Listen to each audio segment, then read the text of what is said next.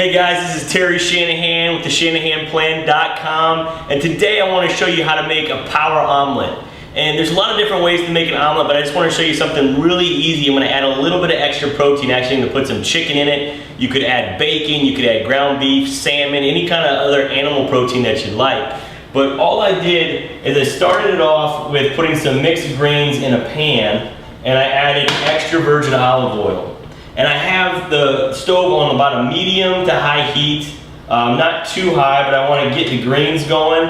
And then what I'm going to do is I'm going to put all the vegetables that I have chopped up in there as well. And I want to get those kind of pre-cooked a little bit to start to get them soft. And then as soon as I do that, then I'll add the eggs. So I've got all the vegetables chopped up right here. What I've got is I've got some broccoli chopped, I've got a little bit of onion, some mushroom, and some red pepper. So this is going to be a pretty big omelet. I mean, this is like a full meal for probably a guy or somebody who's an athlete who's training.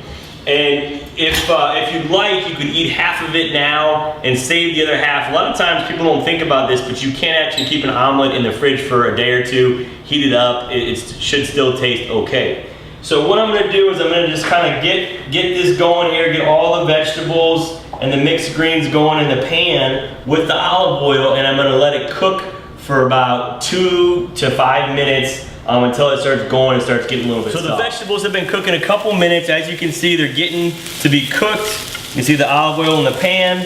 And what I'm going to do now is I'm going to add a little bit of chicken. I have chicken that I just peeled off the bone from a rotisserie chicken from Whole Foods. I love to use those in recipes. It's super easy. This chicken is still warm. So I'm just going to add a little bit of this chicken right over the top like this. Kind of stringy, or really break it up into smaller pieces. And then the final thing I'm going to add to the pan is going to be the eggs. Now you can do a 2, 3, or 4 egg omelet. This is going to be a really big omelet, so this is a 4 egg omelet. Again, this could potentially be 2 meals. I stay away from dairy completely, but a lot of people who make more professional omelets will put some raw cream or some sort of dairy or mixing things with the eggs. I tend to stay away from that, but it will make it more fluffy. It'll actually make it stick together better, and the appearance of it will be better. But again, if we're on a paleo type diet where we're doing no grains, no dairy, then you can just leave that. It'll still taste good, it just won't look quite as good. So what I'm gonna do is I'm just gonna kind of even out all the vegetables and the chicken, and I'm gonna let it cook. I turn the heat down slightly, and I'm just gonna let it cook.